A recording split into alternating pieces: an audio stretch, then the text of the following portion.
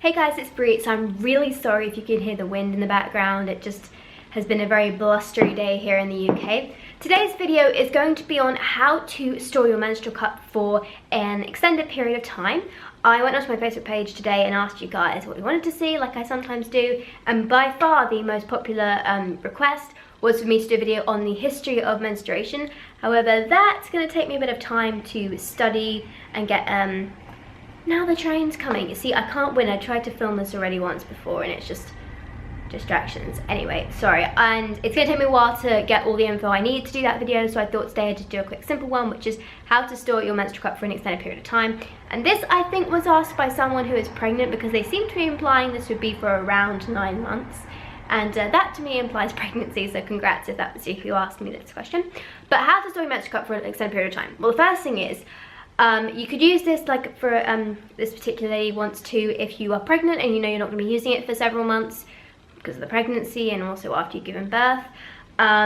You might want to use this if you're for some reason going away for a while and don't want to take your menstrual cup with you because you think using pads would be easier, or I don't know, for whatever reason, or maybe you're going onto the pill and you're taking the overlapping packets so that you're not getting a period anymore. Whatever reason it is that you don't need to use your menstrual cup for an extended period of time, I would recommend doing this to help keep it in its best condition.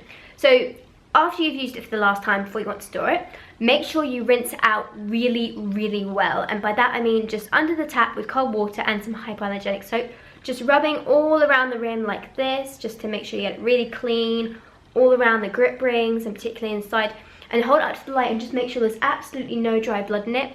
Paying particular attention to any kind of writing that might be inside the cup or any sort of raised areas. That's where the blood likes to get stuck and where the bacteria likes to breed, particularly in the holes. So maybe get a toothpick and scrub in there as well, just to get them as clean as you possibly can.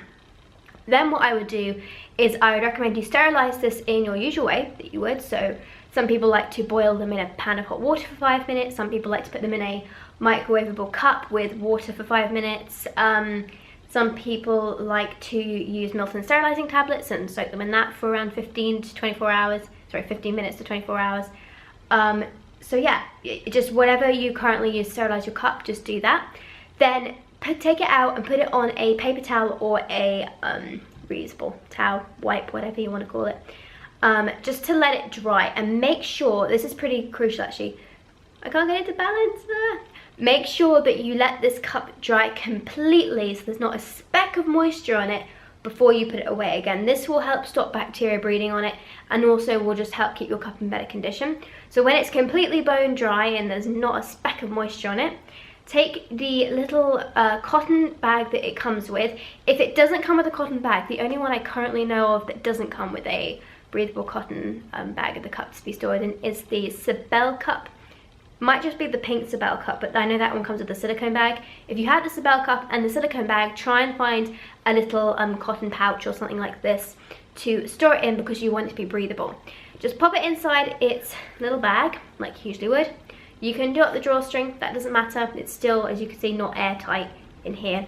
And that's the key thing. You don't want it to be in an airtight container or anything. You want it in a breathable cotton bag like this. That will allow the air to flow around and it will stop bacteria actually being contained inside the cup and breeding and getting all that kind of nasty stuff. You don't want to take this cup out and find that it's got mold in it or anything, as it could do if the cup is still a bit damp, or if you put it in, oh sorry, it's a bit damp and you put it inside a container, it very well might do that. So you want to make sure it's completely dry and put it into a little breathable bag, and that should stop any, like I said, mold or other nasty things growing on it.